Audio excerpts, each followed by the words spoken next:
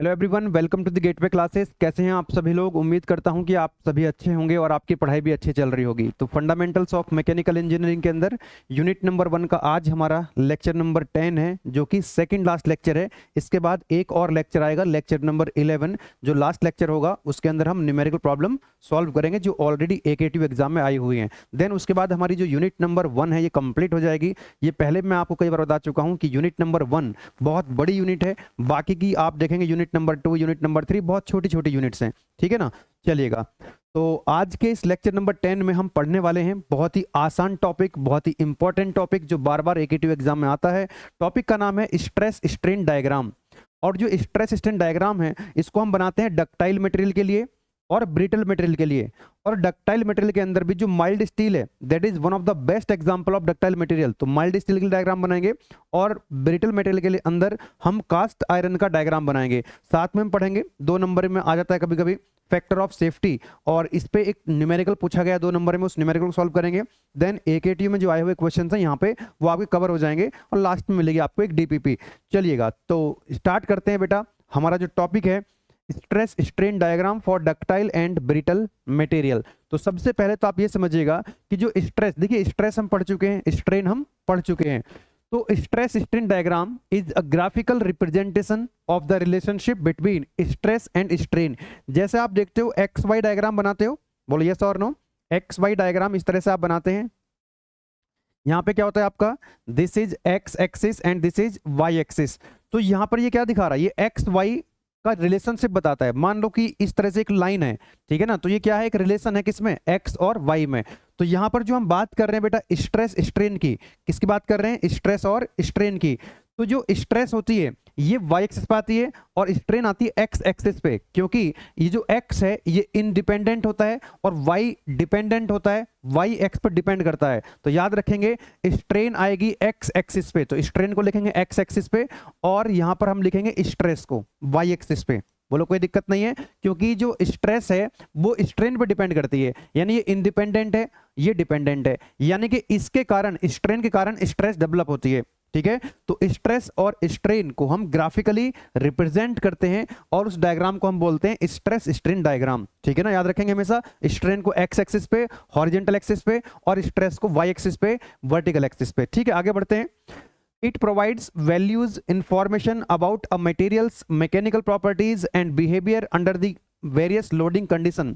कि मान लीजिए हम जब क्या करते हैं ना, ये एक्सपेरिमेंट करते हैं हम। एक्चुअली जो ये डायग्राम आता है ना स्ट्रेस स्ट्रेन डायग्राम, ग्राफिकली जो रिप्रेजेंटेशन की हम बात कर रहे हैं, तो जो डेटा है वो कहाँ से आएगा, वो आता है, मशीन होती है यूनिवर्सल टेस्टिंग मशीन। कौन सी मशीन होती है, यूनिवर्सल टेस्टिंग मशीन होती है। इस यूनिवर्सल टेस्टिंग मशीन पे हम क्या करते हैं, जो स्पेसिमेन होता है ना, वो कोई भी मटेरियल आपका हो सकता है, जैसे डक्टाइल मटेरियल हो सकता है, ब्रिटल मटेरियल हो सकता है। तो हम इस स्पेसिमेन को यहाँ पर क्या करते हैं, यहाँ पर मशीन के ऊपर लगाते हैं इसको, ठीक है ना। अभी वापस आएंगे यहाँ पे। तो मैं यहाँ पर आपको बता रहा था कि जो स्ट्रेस स्ट्रेन डायग्राम है वो एक ग्राफिकल रिप्रेजेंटेशन है जो कि रिलेशन बताता है स्ट्रेस और स्ट्रेन किसी भी मटेरियल के लिए।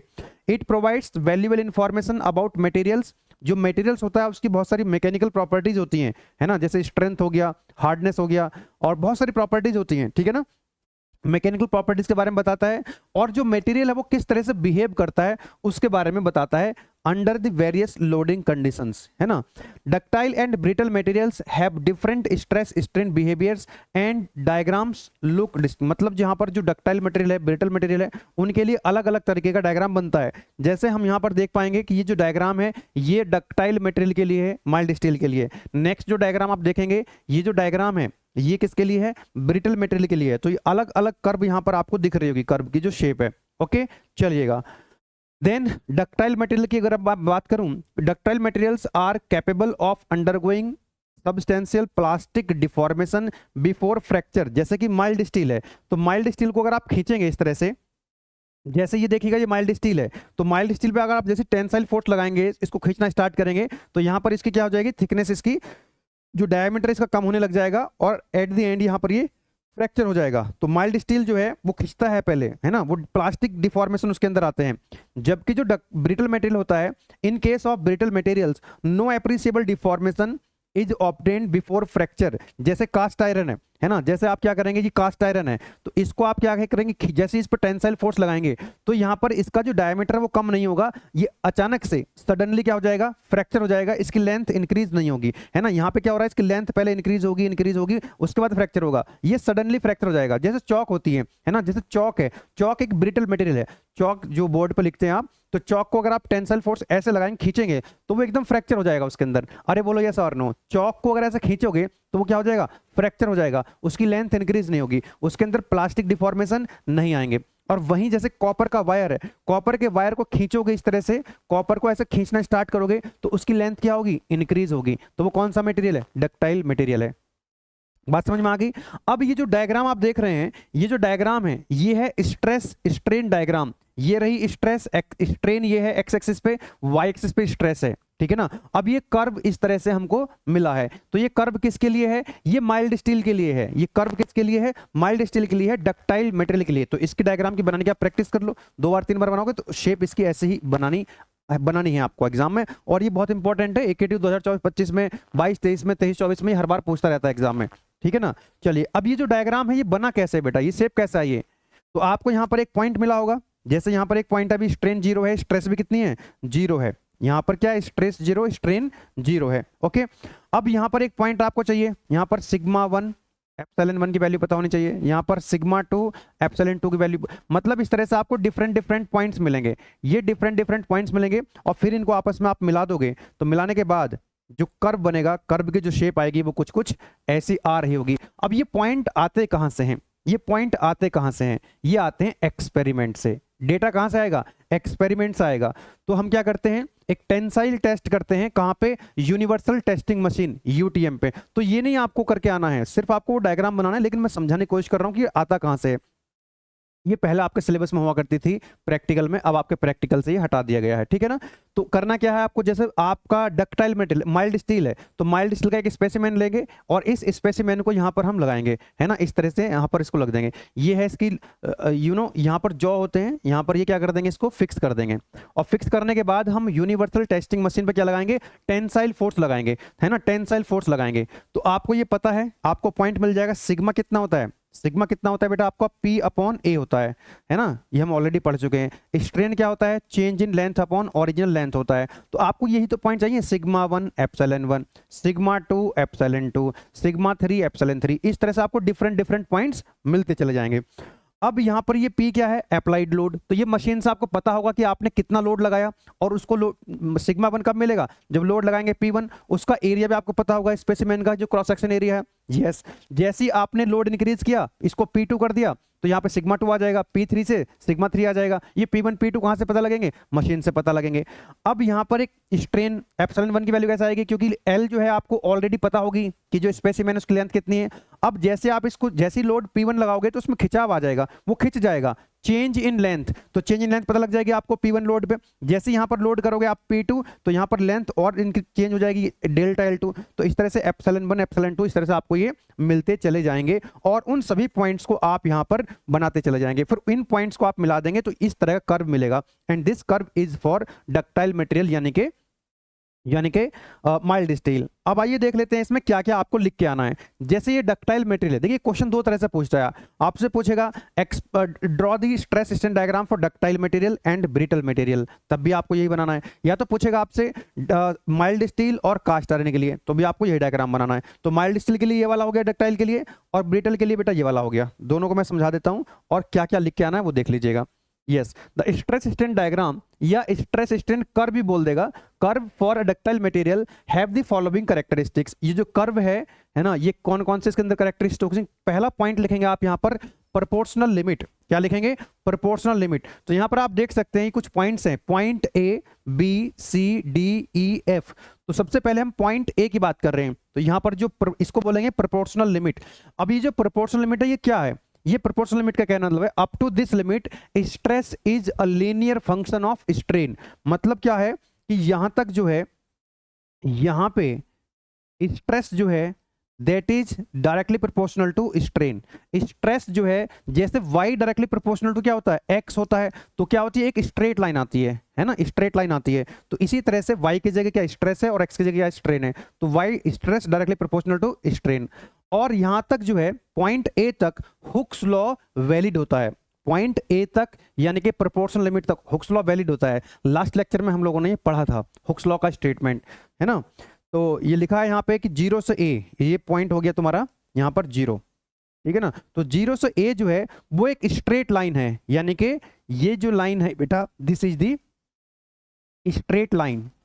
0 से ए जो है वो एक स्ट्रेट लाइन है, यानी कि 0 से ए तक जो स्लोप रहेगा वो कांस्टेंट रहेगा। 0 से ए स्ट्रेट लाइन है and it's slope represents the value of modulus of elasticity. यहां पर आप देख सकते हैं, जैसे मैंने पहले भी आपको बताया था, y directly proportional to x होता है, y इक्वल टू जब प्रोपोर्शनल साइन रिमूव होता है तो यहां पर एक कांस्टेंट आता है m, और यहां पर जो m है वो एक्स वाई डायग्राम का स्लोप है, m जो है वो एक्स वाई डायग्राम का स्लोप है, m equal to Y upon X. तो यहां पर क्या है बेटा, यहां पर बात हो रही है stress directly proportional to strain. तो यहां से जब प्रोपोर्शनलिटी का साइन रिमूव होता है तो एक कांस्टेंट आता है, कल आपको बताया था, ये आ गया। तो यहां पर आप देख पा रहे हैं, तो यहां से जो कैपिटल ई है वो क्या आ जाएगा, स्ट्रेस अपॉन स्ट्रेन आ जाएगा। तो यहां पर आप देख सकते हैं y की जगह स्ट्रेस है, x की जगह स्ट्रेन है, और m की जगह क्या है बेटा, यहां पर कैपिटल ई है। तो कैपिटल ई हो गया सिग्मा अपॉन ई। तो यहां पर जो m है, ये जो m है ये एक्स वाई डायग्राम का स्लोप है। तो यहां पर जो कैपिटल ई है वो स्लोप हो जाएगा किसका, स्ट्रेस वर्सेस स्ट्रेन डायग्राम का। वही चीज यहां पर लिखी गई है ना। 0 to a is a straight line and its slope represents the value of modulus। इसका जो स्लोप है वो, ये स्लोप है इसका क्या रिप्रेजेंट कर रहा है, मॉडुलस ऑफ इलास्टिसिटी को, यानी कैपिटल ई को रिप्रेजेंट कर रहा है। बताइए कोई दिक्कत वाली बात नहीं है, आगे बढ़ सकते हैं। तो ये पहला पॉइंट हो गया। अब ये जो पॉइंट बी है बेटा, ए के बाद जस्ट बी आता है, जस्ट ए के बाद ए और पॉइंट बी में बहुत ज्यादा डिफरेंस नहीं है। पॉइंट बी को हमने बोला है क्या, पॉइंट बी को हम बोलते हैं इलास्टिक लिमिट। अब ये इलास्टिक लिमिट क्या है बेटा, देखो यहां पे आपने एक लोड लगाया, जैसे हम क्या करते हैं, जैसे मैंने इसको माइल्ड स्टील इसको खींचा तो इसकी लेंथ कुछ इंक्रीज हुई, डिफॉर्मेशन इसके अंदर आया, और मैंने लोड को हटा दिया और वो फिर वापस अपनी ओरिजिनल शेप एंड साइज में चला गया। जैसे स्प्रिंग होता है ना, स्प्रिंग को आप कंप्रेस करते हो फिर छोड़ देते हो, या खींचते हो फिर छोड़ देते हो, तो वो अपनी ओरिजिनल शेप एंड साइज में वापस चला जाता है। तो ऐसे ही यहां पर जो स्पेसिमेन उसको खींचा, लोड लगाया, लोड को हटाया, तो ओरिजिनल शेप एंड साइज में वापस वो चला गया। फिर आपने और लोड इंक्रीज किया, फिर लोड को हटाया, वो फिर से वापस अपनी ओरिजिनल शेप एंड साइज वापस चला गया। अब आप लोड इंक्रीज करते जा रहे हो, लोड को रिमूव करते जा रहे हो, बॉडी अपनी ओरिजिनल शेप एंड साइज में वापस आती जा रही है। लेकिन ऐसा कब तक होता रहेगा, एक तो लिमिट आएगी कि उस लिमिट के बाद आप लोड बढ़ाते जाओगे, देन उसके बाद जो स्पेसिमेन है वो अपनी ओरिजिनल शेप एंड साइज में वापस नहीं आएगा। उसी लिमिट को बोलते हैं इलास्टिक लिमिट। तो जो पॉइंट बी है ये इलास्टिक लिमिट है, यानी कि पॉइंट बी से पहले, पॉइंट बी से पहले का मतलब है यहां भी हो सकता है, यहां भी, कहीं भी हो सकता है। तो पॉइंट बी है इलास्टिक लिमिट। इसके पहले अगर आपने लोड को लगा करके रिमूव करा, बॉडी अपनी ओरिजिनल शेप एंड साइज में वापस आ जाएगी। लेकिन इस लिमिट के बियॉन्ड जाकर के अगर आपने लोड लगाया तो बॉडी अपनी ओरिजिनल शेप एंड साइज में वापस नहीं आएगी।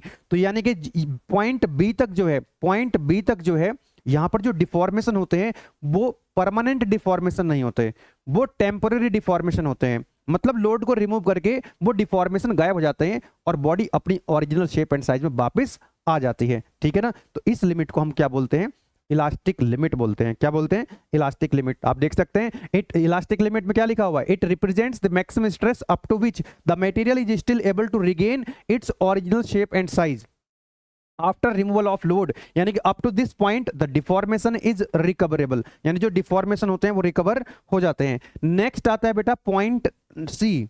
तो देखेंगे पॉइंट सी जो है, पॉइंट सी और पॉइंट सी के बाद आएगा पॉइंट डी। तो पॉइंट सी से डी तक जो फिनोमिना होता है बेटा उसको हम बोलते हैं क्या, this phenomena is known as, इस फिनोमिना को हम बोलते हैं, लिख देते हैं यहाँ पे, ये जो फिनोमिना है सी से डी तक, पॉइंट सी से डी तक, इसको बोलते हैं यील्डिंग। इस फिनोमिना को बोलते हैं यील्डिंग फिनोमिना। अब यहां पर अगर आप ध्यान से ऑब्जर्व कर पा रहे हो, देखो यहां पर स्ट्रेन बढ़ रही है, स्ट्रेस बढ़ रही है ना। तो देखो 0 से लेकर के ए तक क्या हुआ, एक स्ट्रेन बढ़ रही है, स्ट्रेस बढ़ रही है, ये स्ट्रेट लाइन आ रही है, एक स्ट्रेट लाइन पे आ रही है। लेकिन ध्यान रखना ए के बाद स्ट्रेट लाइन नहीं है, ए से बी के बीच में ये कर्व है, ये स्ट्रेट लाइन नहीं है। ओके नाउ तो हम ये देख पा रहे हैं यहाँ पे कि यार 0 से लेकर के ए तक स्ट्रेस बढ़ रही है, स्ट्रेन बढ़ रही है, बी तक भी ऐसा ही हो रहा है, सी तक भी ऐसा ही हो रहा है। लेकिन पॉइंट सी से डी के बीच में क्या हो रहा है, ध्यान से देखो, सी से डी के बीच में स्ट्रेस नहीं बढ़ रही है लेकिन फिर भी स्ट्रेन बढ़ रही है। Are you getting my point? Point C से, मैं रिपीट कर रहा हूं कि 0 से लेकर के सी तक स्ट्रेस भी बढ़ रही है, स्ट्रेन बढ़ रही है, लेकिन सी से डी तक स्ट्रेस नहीं बढ़ रही है, स्ट्रेन बढ़ रही है। मतलब अगर आपने स्पेसिमेन पे जो लोड लगा रखा है उस लोड को रिमूव भी कर दोगे, लोड को हटा भी दोगे, तो फिर भी उसकी लेंथ बढ़ती रहेगी, यानी कि उसके जो डिफॉर्मेशन है वो बढ़ते रहेंगे, यानी कि स्ट्रेन उसकी बढ़ती रहेगी सी से डी तक।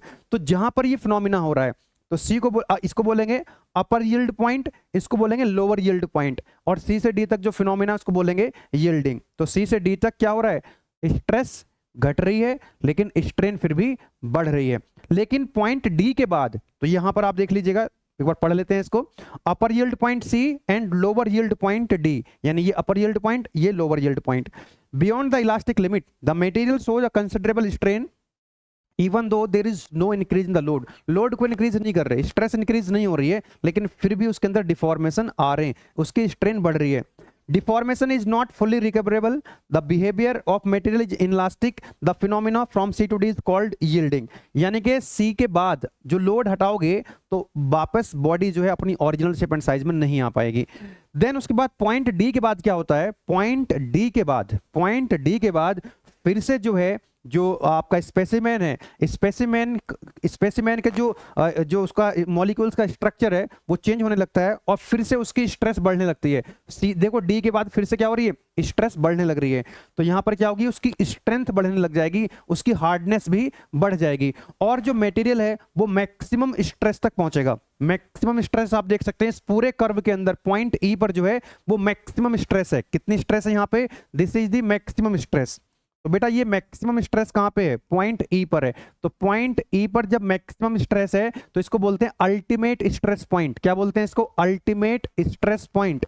जहां पर पूरे कर्व के अंदर, पूरे कर्व में जहां पर मैक्सिमम स्ट्रेस है उसको हम बोलते हैं अल्टीमेट स्ट्रेस पॉइंट। तो यहां पर आप देख सकते हैं लिखा हुआ है पॉइंट नंबर 4 के अंदर जो अल्टीमेट स्ट्रेस पॉइंट है। After yielding has taken place, yielding के बाद यानी सी से डी तक जो यील्डिंग हुई है उसके बाद क्या होगा? The material becomes hard, material hard हो जाता है, and increase in load is required to take the material to its maximum stress point. कि यहां पर क्या करना पड़ेगा? तो डी पॉइंट के बाद आपको लोड इंक्रीज करना पड़ेगा, स्ट्रेस इंक्रीज करनी पड़ेगी उस मटेरियल को मैक्सिमम स्ट्रेस तक ले जाने के लिए।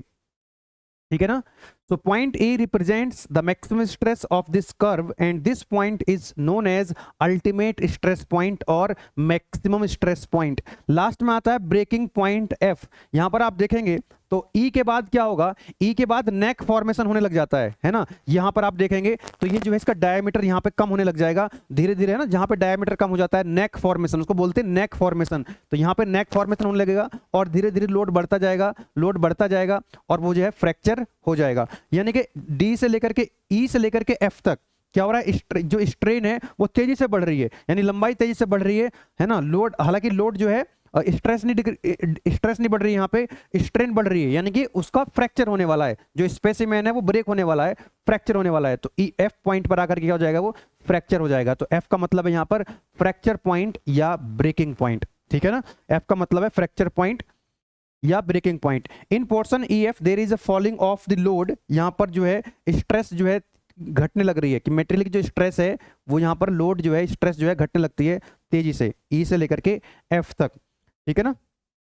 ये घट जाएगा stress from maximum to fracture point, and the point F is known as the fracture point और breaking point, and the corresponding stress is called the breaking stress. यहां पर जो स्ट्रेस आएगी इसके करस्पॉन्डिंग ये जो स्ट्रेस आएगी क्या कहलाएगी? ब्रेकिंग स्ट्रेस या फ्रैक्चर स्ट्रेस कहलाएगी। तो ये तो हो गया आपका माइल्ड स्टील के लिए diagram, stress strain diagram for ductile material यानी कि माइल्ड स्टील। नेक्स्ट आता है बेटा आपका stress strain diagram for brittle material यानी कि कास्ट आयरन के लिए। ठीक है ना? तो कास्ट आयरन ये हुआ स्ट्रेस, ये हो गया स्ट्रेन। स्ट्रेस हमेशा वाई एक्सिस पे, स्ट्रेन हमेशा एक्स एक्सिस पे। तो यहां पर आप देख सकते हैं ये है किसके लिए? ये जो कर्व है और क्या है कि लाइन है ना? ये किसके लिए है? ब्रिटल मटेरियल के लिए। यहां पर क्या होता है ना, जैसे आप टेंसाइल फोर्स लगाओगे तो इसमें प्लास्टिक डिफॉर्मेशन नहीं आएंगे, ये क्या हो जाएगा? यील्डिंग से पहले ही फ्रैक्चर हो जाएगा। यानी कि यहां पर आप देख सकते हैं इस वाले कर्व में क्या था, पहले हम ऐसे गए और फिर जो है इस तरह से यील्डिंग हुई, तो यहां पर यील्डिंग ही नहीं है, वहां पर ये वाला पोर्शन ही आपको दिखेगा ही नहीं, ये पोर्शन यहीं पे उसका फ्रैक्चर हो गया। यहाँ पे डक्टाइल मेटल में यहाँ पे आके फ्रैक्चर हो रहा था, जबकि वहां पर ब्रिटल मेटल पहले ही फ्रैक्चर हो गया, बिफोर यील्डिंग, यील्डिंग से पहले क्या हो गया, उसमें फ्रैक्चर हो गया, ठीक है ना। तो यहाँ पर यील्डिंग नहीं आती है, यहाँ पर यील्डिंग नहीं आती है, यहीं पे क्या हो जाएगा, फ्रैक्चर हो जाएगा। This is the fracture point. For brittle materials like cast iron no appreciable deformation, आप उसको खींचोगे, जैसे चौक को खींचते हो तो चौक एकदम से टूट जाती है, एकदम से फ्रैक्चर हो जाता है ना। No appreciable deformation is obtained and failure occurs without yielding, बिना यील्डिंग के ही पहले ही उसमें क्या हो जाता है, फ्रैक्चर हो जाता है, ब्रेक हो जाता है। Ductile materials give the indication before fracture and brittle materials fails suddenly without any indication. जैसे कि मैंने यहाँ पर आपको डायग्राम में दिखाया था कि यहाँ पर धीरे धीरे लोड इंक्रीज करते जाओगे तो लेंथ इंक्रीज होगी, तो यहाँ पर आपको दिखेगा इसका डायमीटर कम होता हुआ, तब जाकर के फ्रैक्चर होगा, ये इंडिकेशन मिलेगा आपको, दिखेगा। इस एक्सपेरिमेंट करोगे तो वहां पर आपको दिख रहा होगा डायमीटर कम हो रहा है, कम हो रहा है, फिर फ्रैक्चर हो जाएगा। लेकिन यहाँ पर जो ब्रिटल मटेरियल होता है कास्ट आयरन, इसको आप खींचना स्टार्ट करोगे, सडनली ये फ्रैक्चर हो जाएगा, इसका डायमीटर कम होता हुआ आपको दिखाई नहीं देगा, यहाँ पर कोई नेक फॉर्मेशन नहीं होगा, यहाँ पर कोई ज्यादा डिफॉर्मेशन, आपको प्लास्टिक डिफॉर्मेशन देखने को नहीं मिलेंगे, ठीक है ना। तो ये हो गया आपका ब्रिटल मटेरियल के लिए इंपॉर्टेंट है, ठीक है। नेक्स्ट आता है आपका 2 नंबर में टॉपिक है factor of safety.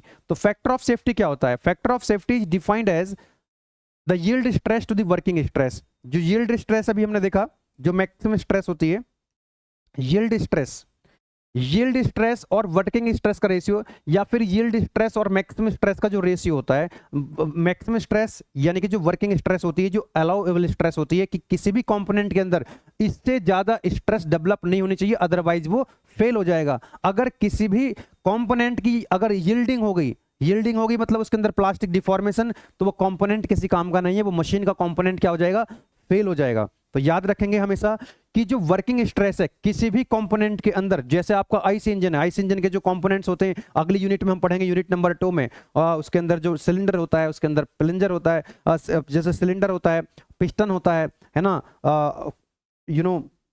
Connecting rod होती है, क्रैंक होती है, तो इन सब ये जो सारे कंपोनेंट्स होते हैं ना, जितने भी कंपोनेंट्स आप देखते हैं मशीन के, उसके अंदर जो स्ट्रेस है वो यील्डिंग स्ट्रेस तक नहीं जाना चाहिए, नहीं तो क्या हो जाएगा, वो क्या हो जाएगा, फेल हो जाएगा कंपोनेंट, है ना, क्या हो जाएगा, फेल हो जाएगा। देखिए फेल होने में और फ्रैक्चर होने में अंतर है, फ्रैक्चर का मतलब तो टूट गया, लेकिन फेल होने का मतलब है कोई भी कंपोनेंट अगर मशीन का फेल हो रहा है, फेल होने का मतलब है कि वो जो कंपोनेंट है प्रॉपर तरीके से जो काम उसको करना चाहिए वो काम नहीं कर रहा है, हालांकि टूटा नहीं है लेकिन बिना टूटे भी वो काम अच्छे से नहीं कर रहा है। तो किसी भी कंपोनेंट के अंदर जो स्ट्रेस होती है वो एक वर्किंग स्ट्रेस होती है, अलाउबल स्ट्रेस होती है, मैक्सिमम स्ट्रेस होती है, उससे ज्यादा स्ट्रेस उसके अंदर डेवलप नहीं होनी चाहिए, मतलब यील्डिंग स्ट्रेस उसके अंदर डेवलप नहीं होनी चाहिए, अदरवाइज क्या हो जाएगा, फेल हो जाएगा। Now the for safe design factor of safety must be greater than unity. Safe design के लिए, सेफ डिजाइन के लिए फैक्टर ऑफ सेफ्टी की जो वैल्यू है, सेफ डिजाइन के लिए फैक्टर ऑफ सेफ्टी की जो वैल्यू है वो ग्रेटर देन 1 होनी जरूरी है। क्या होनी चाहिए, ग्रेटर देन 1 होनी चाहिए,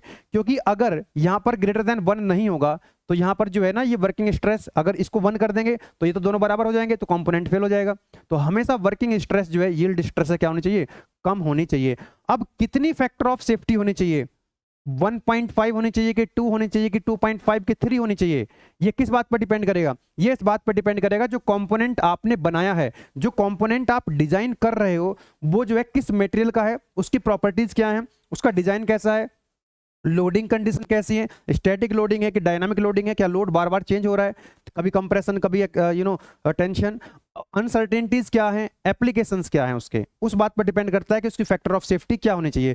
for example civil engineering structures like bridges and buildings में have a factor of safety around 1.5 to 2, है ना, जो स्ट्रक्चर्स वगैरह होते हैं, ब्रिज वगैरह होते हैं, तो 1.5 से 2 के बीच में फैक्टर ऑफ सेफ्टी रखी जाती है। While aerospace and nuclear engineering applications में require the factor of safety that are much higher, 3 to 4 हो सकती है, क्योंकि जो एरोप्लेन है उसमें यानी एरोस्पेस है वहां पर फैक्टर ऑफ सेफ्टी ज्यादा होनी चाहिए, ठीक है ना, सेफ रखने के लिए जितनी फैक्टर ऑफ सेफ्टी ज्यादा है इसका मतलब सेफ्टी उतनी ज्यादा होगी।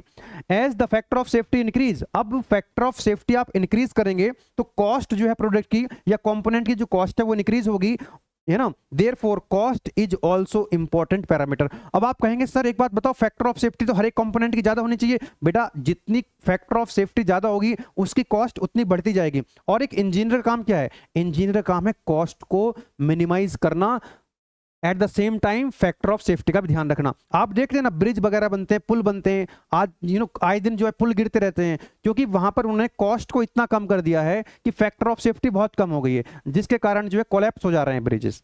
ठीक है ना, तो हमको क्या ध्यान रखना है, एज एन इंजीनियर आपको कॉस्ट को तो कम करना ही है, at the same time factor of safety को भी ध्यान रखना है। अब आप कहेंगे सर फैक्टर ऑफ सेफ्टी खूब बढ़ा दो, भाई आप वेस्ट कर दोगे मटेरियल। जहां पर फैक्टर ऑफ सेफ्टी की बहुत ज्यादा जरूरत नहीं है और आप वहां पर फैक्टर ऑफ सेफ्टी बढ़ाते जाओगे तो फैक्टर ऑफ सेफ्टी तो बढ़ गई, सेफ्टी तो आपने बढ़ा दी, लेकिन मेटेरियल तो बढ़ गया ना उसका। आपको मैं एक एग्जांपल समझाता हूं। मान लीजिए एक सीलिंग फैन है, छोटा सा एक एग्जांपल लेते हैं। यहाँ पे एक सीलिंग फैन है बेटा, ठीक है, एक सीलिंग फैन है और यहाँ पर ये एक फैन लटका हुआ है, करेक्ट। एक एग्जांपल समझते हैं, आपको पिक्चर क्लियर हो जाएगी। अब ये जो सीलिंग फैन है, इसका कुछ जो सीलिंग फैन की रॉड है, ये जो सीलिंग फैन की रॉड है, इसका कुछ डायमीटर रहा होगा। अरे सीलिंग फैन है, फैन लटका हुआ है, इसकी जो रॉड है, इस रॉड का डायमीटर कुछ रहा होगा। अरे बोलो यस और नो, इसका कुछ डायमीटर रहा होगा। इस रॉड पे जो पंखा लटका हुआ है, ये फैन लटका हुआ है सीलिंग फैन, इस रॉड का कुछ डायमीटर रहा होगा। अब मान लेते हैं उसका डायमीटर डी है, इसका डायमीटर कितना है, डी है। एक इंजीनियर कहेगा कि यार मैं डायमीटर बढ़ा देता हूं। भाई अगर आपने डायमीटर बढ़ा दोगे तो क्या होगा, इसके अंदर जो मटेरियल है वो ज्यादा लगेगा, यस और नो। भाई जो रॉड बनी हुई जिस मटेरियल की, उसका डायमीटर बढ़ाओगे तो क्या होगा, उसका मटेरियल, मैं इसको ऐसा लिखता हूं यहां पे कि जैसे ही आप डायमीटर बढ़ाओगे ना, तो डायमीटर बढ़ाओगे तो डायमीटर बढ़ गया तो इसकी फैक्टर ऑफ सेफ्टी बढ़ी कि नहीं बढ़ी, तो फैक्टर ऑफ सेफ्टी बढ़ गई, यानी कि सेफ्टी और ज्यादा इसकी होगी, क्योंकि आपने डायमीटर, रॉड का डायमीटर, रॉड को मोटा कर दिया, तो फैक्टर ऑफ सेफ्टी तो बढ़ गई। लेकिन एट द सेम टाइम इसके अंदर जो मटेरियल लगेगा, इसका जो मटेरियल लगेगा, तो मटेरियल ज्यादा लगेगा, तो मटेरियल अगर ज्यादा लगेगा तो इसकी जो कॉस्ट है वो कॉस्ट क्या हो गई, ज्यादा हो गई। तो भाई एक बात बताओ, अगर 10 सेंटीमीटर डायमीटर से सेफ्टी मिल रही थी, आप 10 की जगह 15 कर दिया, आप खुश हो गए, मैंने सेफ्टी बढ़ा दी। भाई ऐसा तो कोई भी कर सकता है, एक मजदूर भी कर देगा, डायमीटर तो बढ़ा दिया इसका हमने, सेफ्टी बढ़ा दी, कौन सा दिक्कत है, लेकिन मटेरियल ज्यादा लगेगा ना। तो हमको क्या करना है, हमको ये देखना है कि इस पे कितना लोड लगा हुआ है। इंजीनियर काम है कि लोड कितना लगा हुआ है, उस लोड के हिसाब से हमको उसका डायमीटर डिजाइन करना है, उसका डायमीटर बताना है, ठीक है ना। तो यहां पर देखिए कॉस्ट जो है वो बढ़ रही है। अब इसलिए एक ऑप्टिमम डिजाइन करना है, हमको इतना डायमीटर रखना है कि ये फेल भी ना हो, जो इसका लोड है फैन का उसको भी बियर करे, टूटे ना, ठीक है ना, फ्रैक्चर ना हो जाए उसके अंदर, और साथ ही साथ सेफ्टी के साथ साथ उसकी इतना डायमीटर रखना कि बहुत ज्यादा मटेरियल वेस्ट ना हो, बहुत ज्यादा मटेरियल वेस्ट ना हो, ठीक है ना। तो इसलिए जो कॉस्ट को ध्यान में रखा जाता है, एक इंजीनियर काम है कि ऑप्टिमम डिजाइन करना। ऑप्टिमम का मतलब ही ये होता है कि जो कॉस्ट है वो ऑप्टिमम होनी चाहिए, मतलब फैक्टर ऑफ सेफ्टी भी होनी चाहिए उसके अंदर, और कॉस्ट का भी ध्यान रखना होगा। एक क्वेश्चन आया हुआ है बेटा AKTU 2024-25 ऑड सैम में, फैक्टर ऑफ सेफ्टी 2 मार्क्स में क्वेश्चन पूछा गया था। क्वेश्चन है, a beam is subjected to a maximum stress of 80 megapascal while the yield stress 400 megapascal, calculate the factor of safety. तो सबसे पहले यहां पर हम देखेंगे कि क्वेश्चन के अंदर गिवन क्या है, what is given in the problem statement. क्या कह रहा है क्वेश्चन के अंदर, ये कह रहा है मैक्सिमम स्ट्रेस कितनी है, मैक्सिमम स्ट्रेस कितनी है बेटा, दैट इज 80 मेगापास्कल, 80 मेगापास्कल। और क्या दिया है आपको, यील्ड स्ट्रेस दे रखी है, यील्ड स्ट्रेस आपको दे रखी है ना, यील्ड स्ट्रेस कितनी दे रखी है आपको, दैट इज 400 मेगापास्कल। तो ये तो आपको पता है बेटा कि फैक्टर ऑफ सेफ्टी 1 से ज्यादा होनी चाहिए, है ना, 1 से ज्यादा होनी चाहिए फैक्टर ऑफ सेफ्टी। तो यहां पर वैल्यू पुट कर दो, yield stress upon maximum stress, तो कितना हो जाएगा ये factor of safety, this is 400 upon 80। तो ये आ जाएगा फैक्टर ऑफ सेफ्टी जो है वो आ जाएगा बेटा 5। तो आंसर आ गया आपका, फैक्टर ऑफ सेफ्टी कितना आ गया, 5 आ गया। तो इस तरह से आपको क्या करना था बेटा, यहां पर ये क्वेश्चन सॉल्व करना था।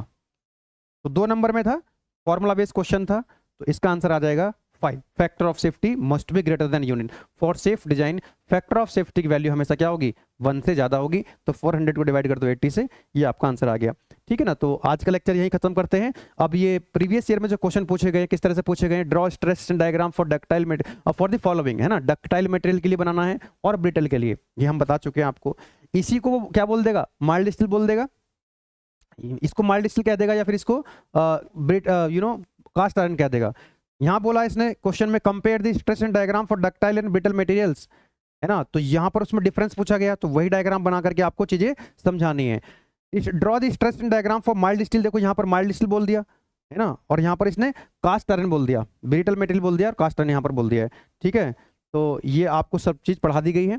तो मिलेंगे नेक्स्ट लेक्चर में, जो कि हमारा लास्ट लेक्चर होगा, लेक्चर नंबर 11। यूनिट नंबर 1 बहुत बड़ी है, लेकिन हमने कंप्लीट कर ली ऑलमोस्ट। लास्ट लेक्चर में, लेक्चर नंबर 11 में जो इलास्टिक कांस्टेंट्स हम पढ़ चुके हैं, स्ट्रेस स्ट्रेन हम पढ़ चुके हैं, उस पर हम कुछ न्यूमेरिकल प्रॉब्लम सॉल्व करेंगे जो ऑलरेडी एकेटीयू एग्जाम में आए हुए हैं, और कुछ क्वेश्चंस मैं आपको प्रैक्टिस के लिए दूंगा। और नेक्स्ट लेक्चर में हमारी यूनिट जो है वो कंप्लीट हो जाएगी। बाकी की जो यूनिट्स हैं, यूनिट नंबर 2, 3, 4, 5 बहुत बड़ी यूनिट नहीं है, छोटी छोटी यूनिट है। ठीक है ना, तो यूनिट नंबर 1 अगर आप यहाँ तक आ चुके हैं, लेक्चर नंबर 1 और अगर आप देख लेंगे लास्ट वाला, बहुत सारा सिलेबस आप इसका कवर कर चुके होंगे। ठीक है, तो मिलते हैं यूनिट नंबर 2 में। तब तक आप पढ़ाई करते रहें। All the best, thank you. Content अगर आपको अच्छा लग रहा है, आरंभ बैच अगर आपको अच्छा लग रहा है, तो बाकी दोस्तों को भी अपने बताएं कि गेटवे क्लासेस पे बहुत ही शानदार तरीके से AKTU BTech first year content आपको प्रोवाइड कराया जा रहा है। पूरे का पूरा कंटेंट जो है वो एग्जाम ओरिएंटेड होता है, रिजल्ट ओरिएंटेड होता है। According to syllabus of AKTU पूरा कंटेंट आपको दिया जाता है in terms of video lectures, PDF notes, important questions, AKTU PYQs and one shot revision भी आपको मिल रहे होते हैं। ठीक है ना, तो बहुत ही शानदार तरीके से मेहनत करी जा रही है। आप लोग भी मेहनत करें और जीवन में कुछ बेहतर करें। All the best, thank you.